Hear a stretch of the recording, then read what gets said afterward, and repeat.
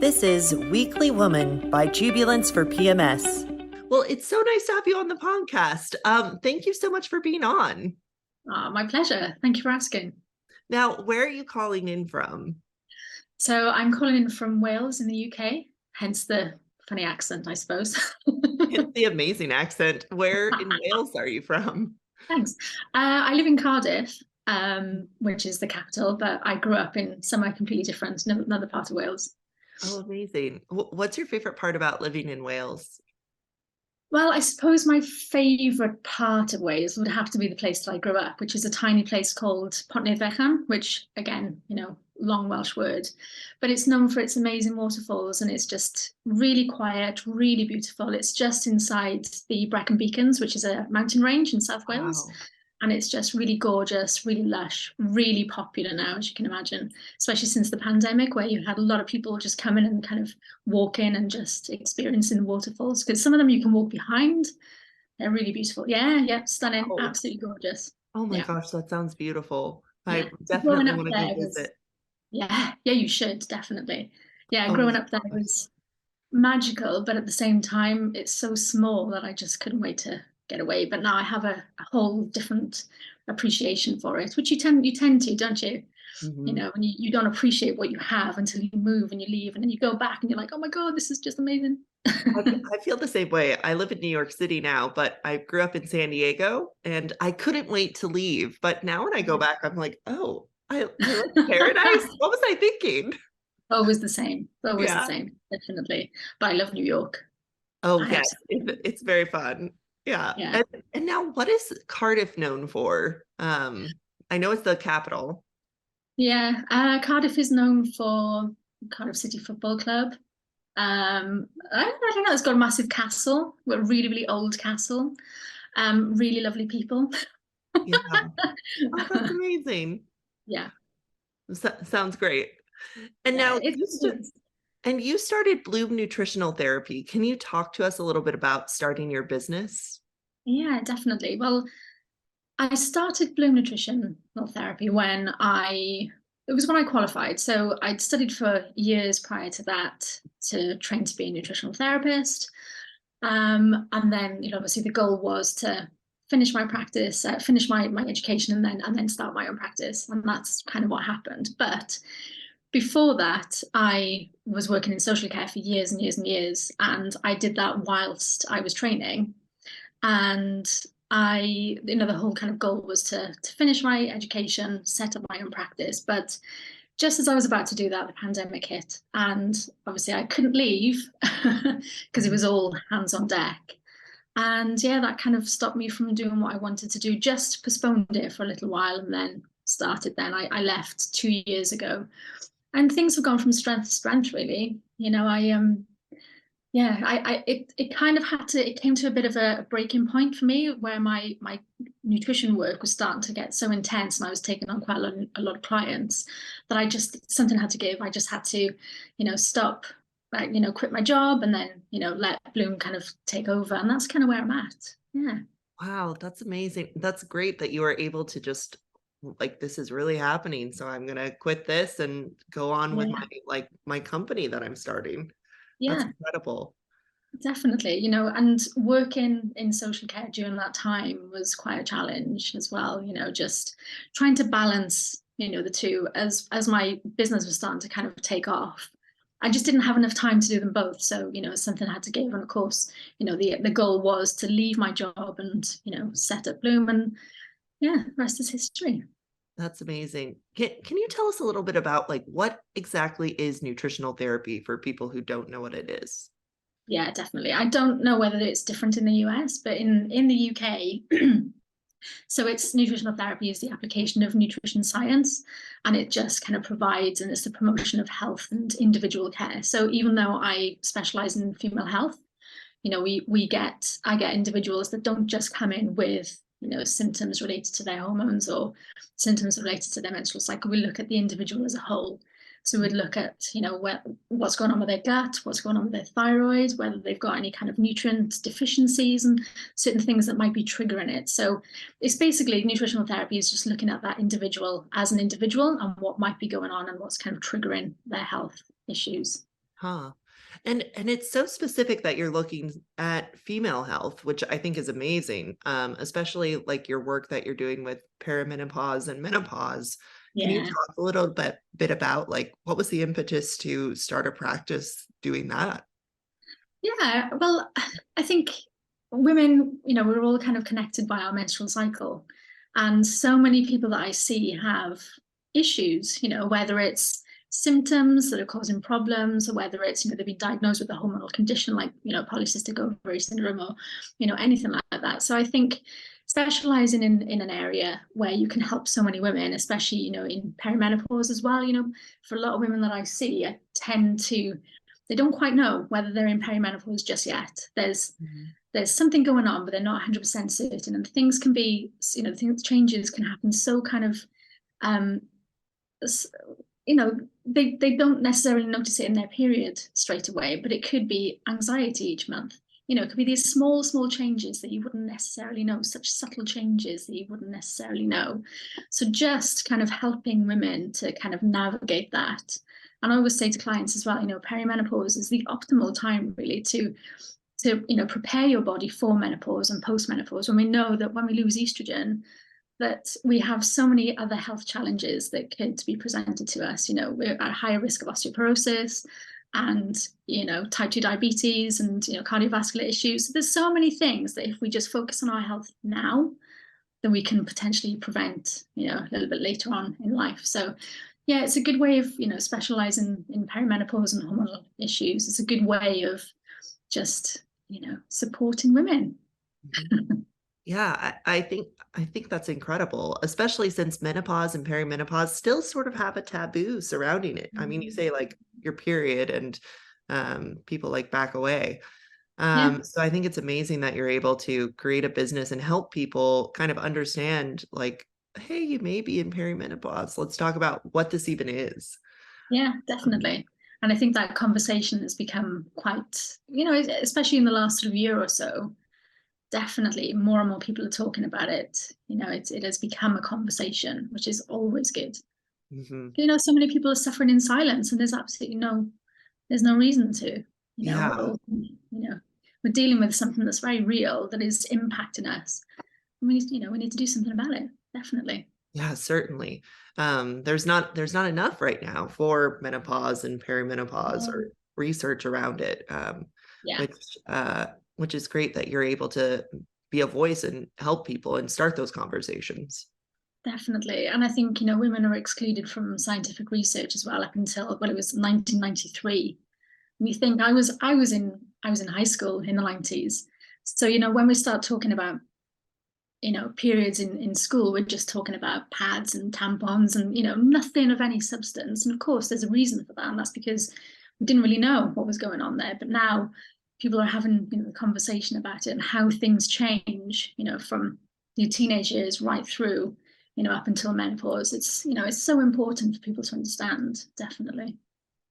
And so thinking about that with nutrition, what should people be doing to prepare their bodies? What I know everyone is very specific and different, but what are things that people should be eating during their period?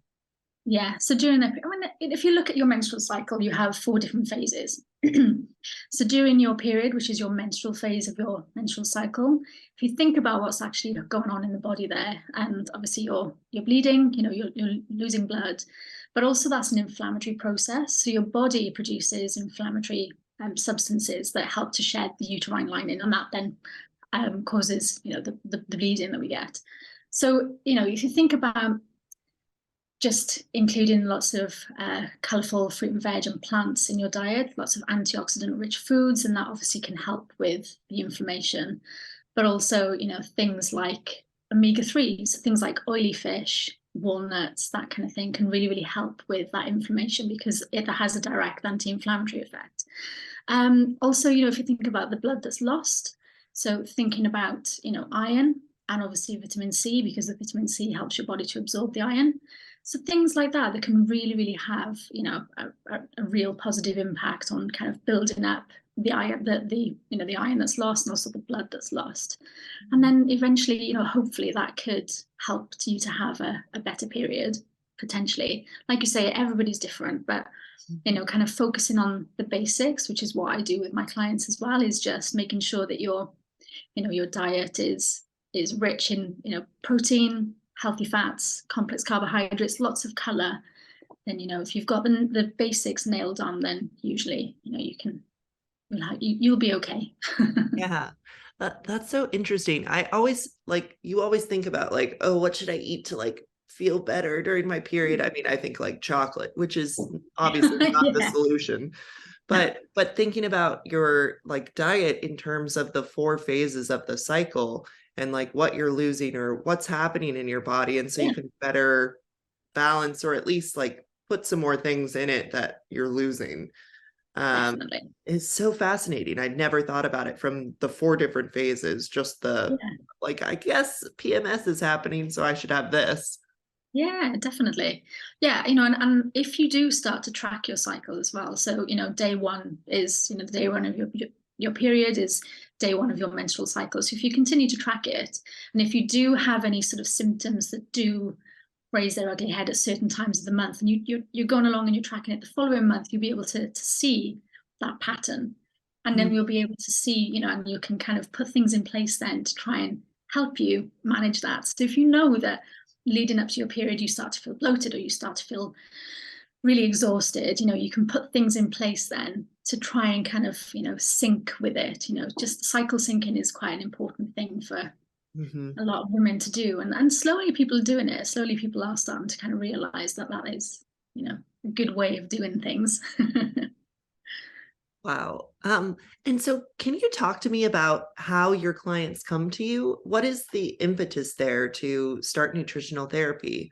That's something like personally that I've not thought of. And so how does your client come to be and come to you? I mean, just talking to you, it sounds like something that everyone should be doing. Yeah. Yeah, that there's so much that we can definitely do, to improve our menstrual cycle. But the majority of my clients actually come to me through Instagram. I Hmm. think that maybe that's, obviously this is how we've connected as well. And a lot of people will just drop me a line and say, hey, I've got this issue, or, I've been diagnosed with this, or, whatever that may be. How can you help? So yeah, generally speaking, that's how it starts is through social media. Yeah. Wow, that's amazing. Yeah, your business has totally grown from there. And Yeah. everyone should check out your Instagram. Can you tell us what it is? Yeah, it's at Bloom Nutrition. Perfect. And so how did you specifically decide to get into nutrition? What sparked that interest? Yeah. I think my own issues with food growing up. Mm, I didn't have an eating disorder, but I had disordered eating for certain. And I grew up in a farming background. My grandparents are sheep farmers, and I'm an animal lover. So I made that connection really, really quickly. And when I was probably about 4 or 5 years old, that I didn't want to eat the thing that's on my plate because that's the thing out in the field. mhm. And then I, started to avoid meat, which then was really challenging for my parents growing up in the 80s. And then that kind of developed into being a really fussy, picky eater. And yeah, I think that was kind of like my first, yeah, interest in food, really. Um, yeah, and I've always been really, really interested in it. And yeah, I think it can have such an impact on your life, whether it's if your diet is poor, obviously then you can have a really, really negative impact on your life. But if your diet is really good, obviously it has a positive impact. So yeah, it's I think it probably comes back to that. Yeah. Oh, wow. I mean, that's amazing that you were just like surrounded by food growing up. I mean, we all are to a certain extent, but to see the process of how food gets made and put onto your table, Yeah, um, I imagine that was hard for your parents in the 80s. yeah, Um, totally. Can you imagine trying to go out and eat as well? I mean, not that we used to go out eating much in the 80s, but in the 90s even, it was really, really challenging to find something that was different, yeah. something that I could eat, you know. I'm gluten free, and I've seen Oh, the yeah. change there from like 10 years ago to now. Yeah, Now there are so many options. 10 years ago, it was totally. very difficult. Yeah, definitely. Yeah, it's changed so much, isn't there? Mhm. There's so many different options, definitely. Yeah, it's very Make it interesting. easier.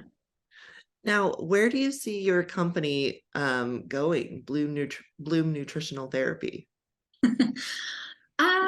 Well, there's lots of stuff going on kind of under the surface at the moment, things that I can't actually talk about. So there's lots of cool stuff that will be revealed shortly. But I don't know. I'm really, really happy supporting the clients that I work with. I suppose just furthering my education and making sure that I can kind of offer more to my clients as I go along, considering maybe writing a course or something to make, the education a bit more accessible to people. Hmm. But yeah, lots of things. I'm considering doing a master's. There's all sorts of things that are kind of, floating around. Incredible. Yeah, the world is your oyster. You have Yeah. so much to try. And if there is a book that you could recommend, what should people be reading about, or where should they be getting their information? Okay. There's two books actually that I love myself. They're called Period Power and then Perimenopause Power. I don't know whether you've heard of them. They're by an author called Maisie Hill. No. And they're excellent. If you want to read about your hormones and you're not 100% certain what's going on, they're really, really reader-friendly books. So I'd highly recommend that. There's some nutritional advice in there, but yeah, it just gives you, in layman's terms, what is happening during different phases of your menstrual cycle, and also perimenopause as well, because we have 4 different phases of the perimenopause as well. So it gives you a lot of information, a lot of background, a lot of things to kind of things that you can do, things that you can change, small kind of incremental changes that will have an impact. There's a lot of information in there that I would always recommend to clients and people that I work with, just so Huh. you get a bit more background information about what's going on with your body.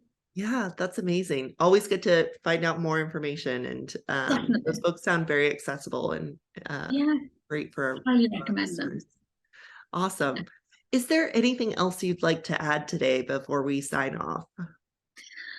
Um, but I suppose that, your health is daily practice, and just having those kind of micro changes that you can make, those small kind of, incremental changes that you can make day in, day out, that probably have the biggest impact. If you can get outdoors first thing in the morning and expose your eyes to direct daylight, then that will help you sleep at night. Just, if you're eating, what are you eating? What's on your plate? Can you make it look more like a rainbow? Just simple things. And it's the smallest things that often have the biggest impact. Mm. Thank you so much for being on today. It was a pleasure to get to speak with you. Our pleasure. Thank you so much for inviting me.